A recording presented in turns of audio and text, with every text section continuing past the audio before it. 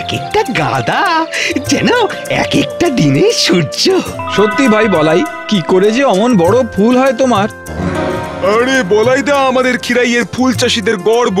যে ফুলই ফোটাক না কেন, যেমন তার রূপ তেমন তার গন্ধ।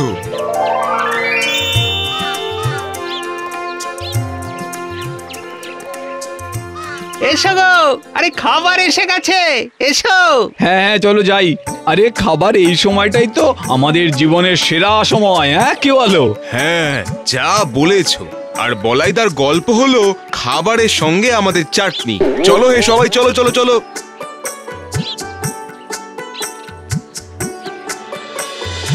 নাও বলাই, খেতে খেতে শুরু করো।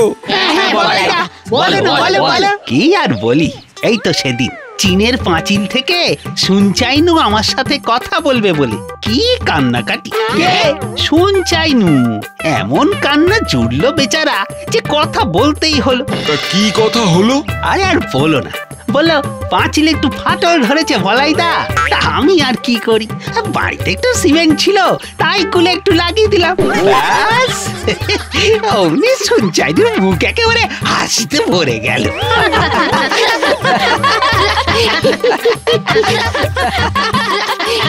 এতেই হাসছো?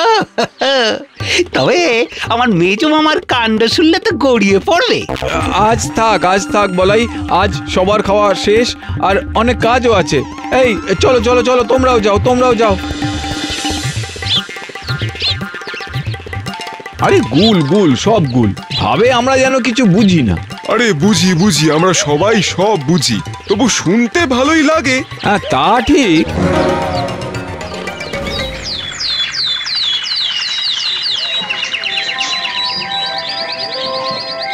এই কত করে মালার ডজন? হ্যাঁ কটা নেবেন বলুন? ডজন 10-12 তো লাগবেই। দেবেন? এই 70 টাকা ডজন। আরে বাহ, ওই দোকানে কি থোকা গাঁদা? আরে কোথায় চললেন ও মশাই? আরে কই যান, ডজনে কমিয়ে দেবো দাদা। দেখলি রাজু, আবার একটা খরিদ্দার চলে গেল। যতক্ষণ না বলাইয়ের ফুল শেষ হবে ততক্ষণ মাছি মারো। আচ্ছা, বলাইদা তো একই সার দেয় আমাদের মতোই, তবুও বলাইদার ফুল এত ভালো হয় কি করে? জাদু জানে, জাদু।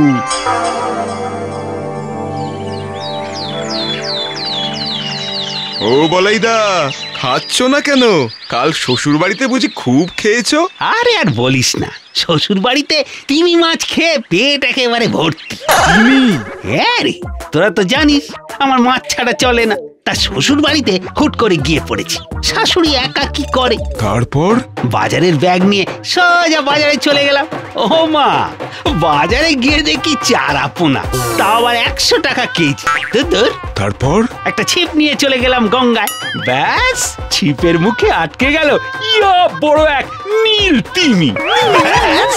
তারপর ঝোলে ঝালে অম্বলে নীল তিমি। তাই তো আজ পেটটা একটু গড়বড় করছে। কুল চরম গুল।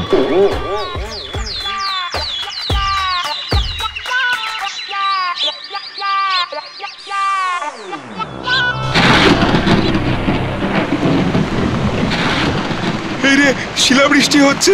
এই বৃষ্টিতে ফুলগুলো ঠিক থাকলে হয়। আরে আগে নিজে বাঁচ, চল।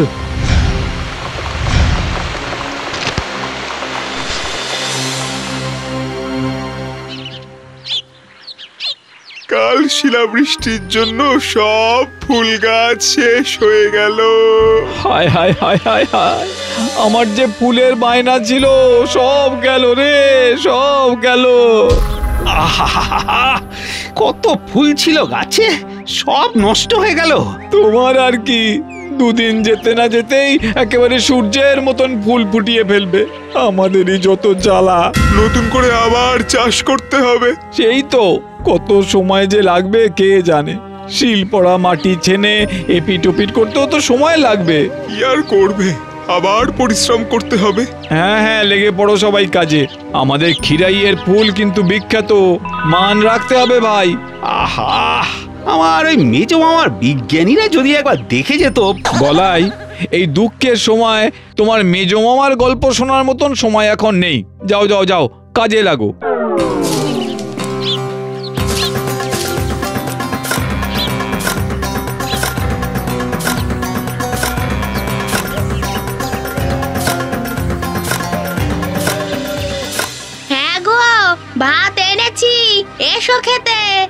আরে ভাত খাওয়ার সময় নেই গো, রাতে বাড়ি গিয়ে খাবো।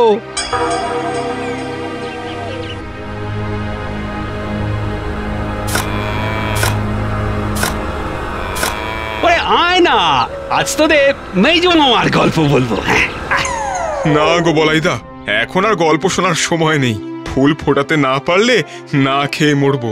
যাও যাও।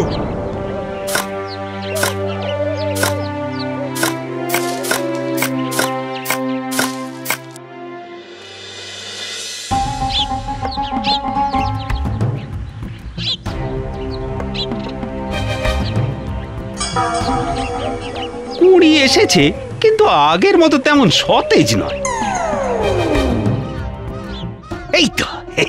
এই তো ফুটেছে ফুটেছে, কিন্তু ফুলগুলো এত ছোট ছোট কেন? জল সার সব আগের মতোই তো দিলাম, কিন্তু কি হলো? হ্যাঁ রে রাজু, কুড়ি এসেছে গাছে। আসছে কিন্তু ঝরেও যাচ্ছে, একটা ফুলও ফুটছে না। আমার ফুল ফুটেছে। সে তো ফুটবেই, আমাদের তো কপালই মন্দ না। আরে না না, সে আগের মতো নয়, বড়ই ছোট নেতানো। সে কি, তোমারও একই অবস্থা হলো বলাই? আচ্ছা, আমাদের জমি মাটি নষ্ট হয়ে গেছে নাকি?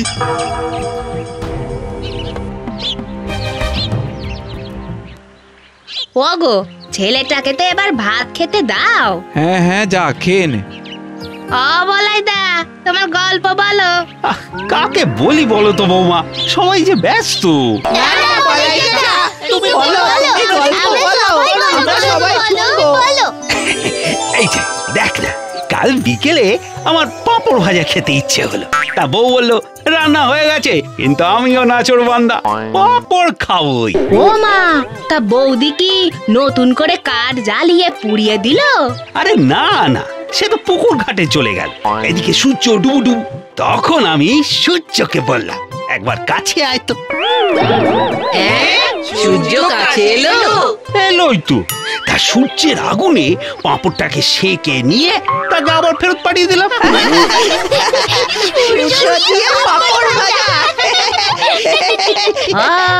তা ওই পাঁপড়ে খাচ্ছ বুঝি?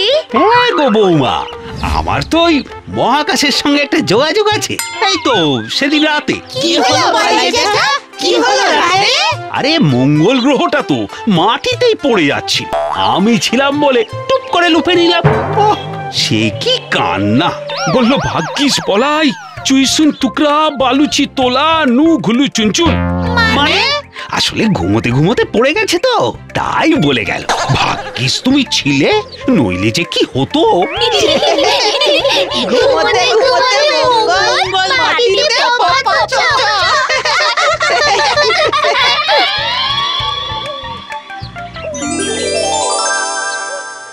ও বালাই কাকা, তোমার গল্প শুনে ফুলটা ফুটে গেল গো। কি? হ্যাঁ গো কাকা, ওই দেখো ওই দেখো। সে আগের মতো বড় বড় সুন্দর ফুল। হ্যাঁ, তার মানে গল্প শুনে গাছ, আর সে গল্প শুনে ফুটে ওঠে।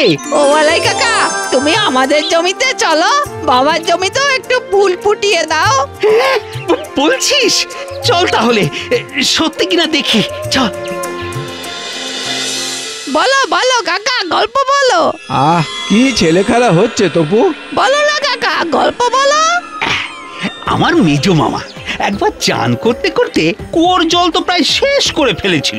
তখন বিজ্ঞানীরা ছুটে এসে কি কান্না কি কান্না বলেছিল, মেজো মামা আপনার চানের জন্য পৃথিবীর জল শেষ হয়ে যাচ্ছে, দয়া করে আপনি স্নান বন্ধ করুন। সেই থেকে মামা এক বালতি জলে বাথরুমে স্নান করে।